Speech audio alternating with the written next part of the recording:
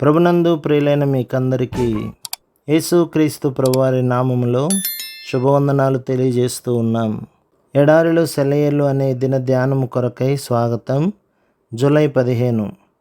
యేసు దేవుని కుమారుడిని నమ్మువాడు తప్ప లోకమును జయించువాడు మరి ఎవడు? యోహాను మొదటి పత్రిక 5వ అధ్యాయం 5వ వచనం. నీలాకాశం నవ్వుతున్నప్పుడు, మలయ మారుతాలు వీస్తున్నప్పుడు, పరిమళ సుమాలు పూస్తున్నప్పుడు తేలికే దేవుడిని ప్రేమించడం.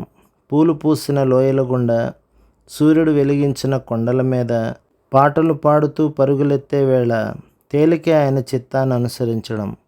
కొండపోతగా వర్షం కురిసే వేళ, పొగమంచు పొరలుగా కమ్మిన వేళ, దారిలో అవరోధాలు ఎదురైన వేళ, గాలి విరోధంగా వీచిన వేళ, అరుణోదయాన్ని అంధకారపు రాక్షసి కబలించిన వేళ కష్టం దేవునిపై నమ్మకముంచడం, ఆజ్ఞకు లోబడడం.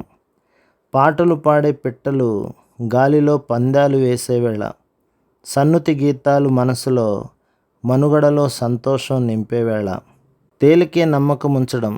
కానీ పాట ఆగిపోతే, కష్టాలతో కాలం స్తంభిస్తే కావాలి మనకి భయ సందేహాలను అధిగమించే విశ్వాసం. దేవుడే దీన్ని మనకు దయచేస్తాడు, లోటును భర్తీ చేస్తాడు. ఆయన మాటని నమ్మి ఆధారపడి అడుగుదాం విశ్వాసంతో. మార్గం కఠినమైన, సరళమైన, సదా మన నాయకుడు ఆయనే. అనుదిన అవసరాలను అందించేవాడు ఆయనే.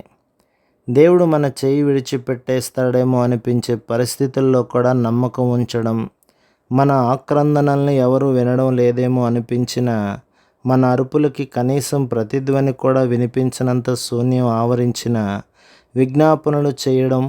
ఈ లోకం ఓ యంత్రంలాగా దాని పని అది చేసుకుంటూ పోతూ కలకాలం ఎవరితో నిమిత్తం లేకుండా కొనసాగుతూ ఉన్నప్పుడు కూడా దేవుడు నిద్రపోవడం లేదు. ఎప్పటిలాగానే మనల్ని ప్రేమిస్తూ ఉన్నాడు అన్న నిశ్చయతని కలిగి ఉండడం.